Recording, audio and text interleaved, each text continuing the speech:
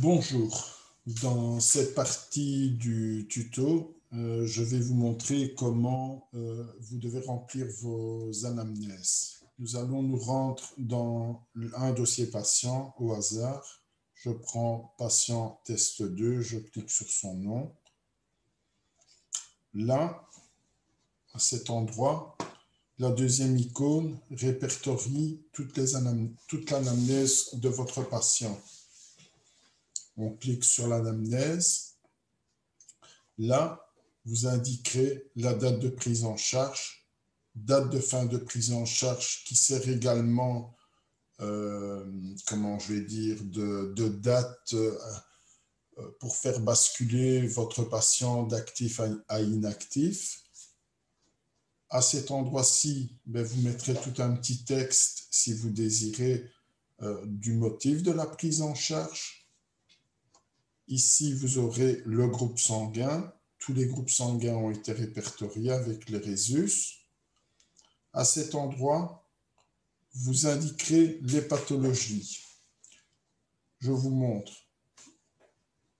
Vous pouvez indiquer vos pathologies ici et vous pouvez également les indiquer dans les antécédents. Je vous expliquerai la différence entre les deux. Les pathologies, vous allez créer une nouvelle pathologie. Je fais un plus comme d'habitude. Je fais un plus.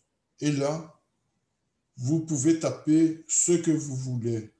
Il a fait un infart en 2018. Il a du diabète depuis 10 ans. Vous mettez ce que vous voulez. La date, vous mettez la date également. Si vous ne savez pas, voilà, vous mettez approximativement. Vous pouvez mettre la date dans le motif de la pathologie. Vous voulez enregistrer votre pathologie, vous cliquez sur OK. Je reviens en arrière.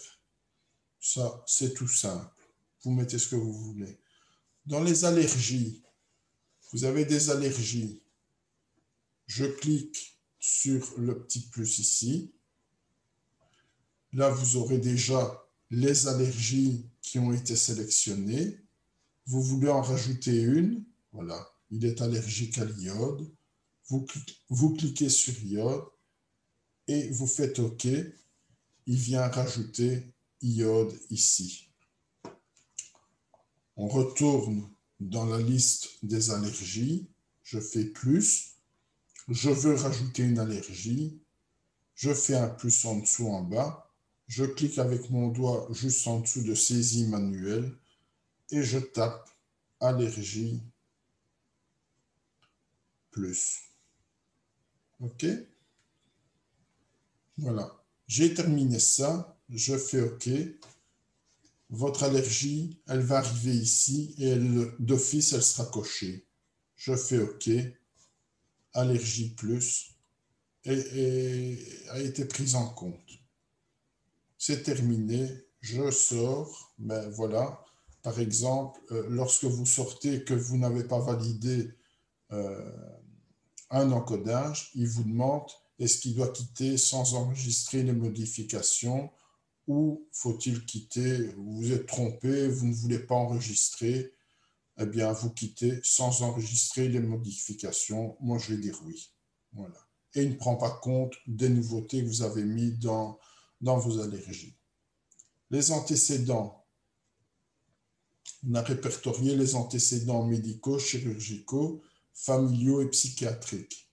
Je vais dans les antécédents médicaux. Voilà. Il y a toute une liste d'antécédents. Voilà. Diabète. OK. Voilà. J'ai eu du glaucome et du diabète.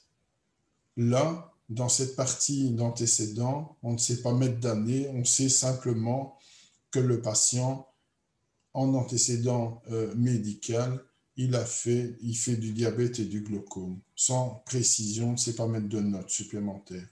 Dans les antécédents chirurgicaux, même principe, on a des interventions comment je vais dire, voilà, des interventions chirurgicales. Vous pouvez en rajouter.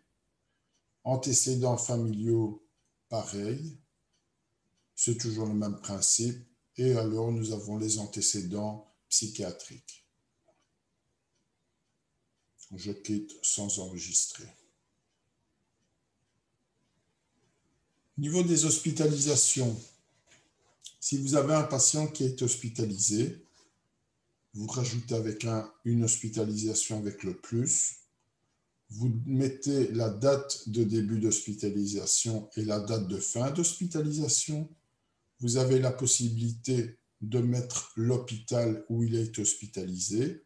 Vous pouvez en rajouter, il n'y a pas de limite. Je sors de là. Vous pouvez également mettre le motif de son hospitalisation et là, c'est du texte libre. Voilà. Donc, je vais quand même rajouter une date d'hospitalisation. Voilà, il est hospitalisé à Tivoli, il a fait une chute. Comme ça, vous avez un exemple. OK. Et là, vous verrez dans la liste des hospitalisations, le 12/2, il a fait une chute et il est hospitalisé. Je sors de là.